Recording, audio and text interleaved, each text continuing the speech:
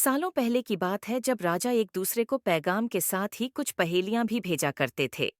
ऐसे ही किसी एक राजा का दूत सर्दियों के मौसम में एक दिन मुगल साम्राज्य के बादशाह अकबर के दरबार में पहुंचा। वह अपने साथ पहेली के रूप में पिंजरे में कैद एक निकली शेर लेकर गया था। राजा ने पहेली के साथ एक पैगाम भी भेजा था। पैगाम में लिखा था कि क्या मुगल राज्य में कोई ऐसा बुद्धिमान है जो पिंजरे और शेर को छुए बिना शेर को बाहर निकाल सके।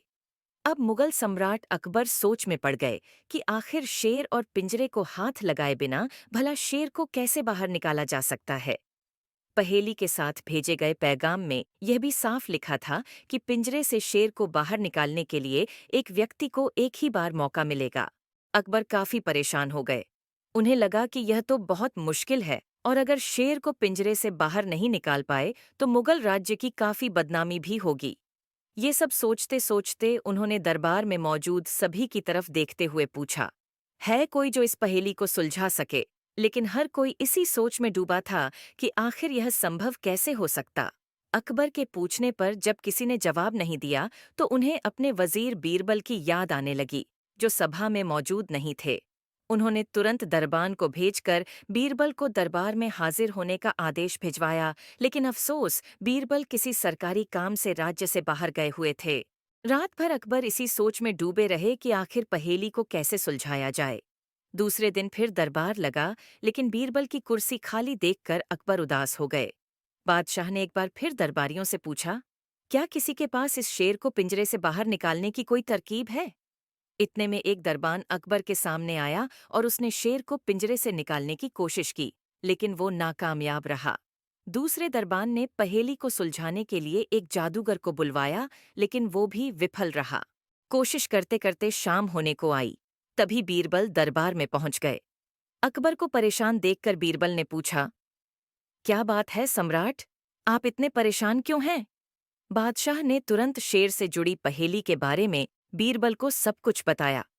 अकबर ने बीरबल से पूछा, क्या तुम इस शेर को पिंजरे से बाहर निकाल सकते हो। बीरबल ने कहा, हाँ, मैं कोशिश कर सकता हूँ। अकबर बहुत खुश हुए, क्योंकि मुगल साम्राज्य में बीरबल के जैसा बुद्धिमान और चतुर दूसरा कोई नहीं था। शेर को पिंजरे से बाहर निकालने के लिए बीरबल ने अकबर से कहा कि उन्हें दो सुलगती हुई लोहे की छड़ व सरिये की आवश्यकता है। शहंशाह ने तुरंत इसकी व्यवस्था करने को कहा। जैसे ही बीरबल को लोहे की छड़ मिली तो उन्होंने पिंजरे को छुए बिना छड़ को अंदर पहुंचाकर उसे नकली शेर पर रख दिया। शेर लोहे की गर्म छड़ के स्पर्श में आते ही पिघलने लग गया, क्योंकि वो मोम का शेर था। देखते ही देखते पूरा शेर मोम के रूप में पिंजरे से बाहर निकल गया। बीरबल की इस अक्लमंदी पर अकबर बहुत प्रसन्न हुए। उन्होंने बीरबल से पूछा, अरे, आखिर तुम्हें पता कैसे चला कि यह पिंजरे के अंदर मोम का शेर कैद है। बीरबल ने बड़ी ही नम्रता से जवाब दिया, हुजूर, बस शेर को गौर से देखने की जरूरत थी।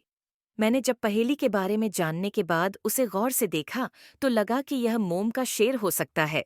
साथ ही राजा ने यह भी नहीं बताया था कि शेर को कैसे बाहर निकालना है, तो मैंने उसे पिघलाकर बाहर निकाल दिया। इधर दरबार में बीरबल की जय जयकार होने लगी।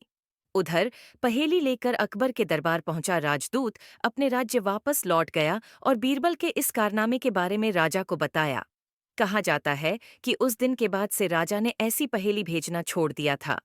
मोम का शेर कहानी से सीख, अक्लमंदी से सब कुछ संभव है। हर जगह बल नहीं, बल्कि बुद्धि का प्रयोग किया जाना चाहिए। दिमाग से हर समस्या का समाधान हो सकता है।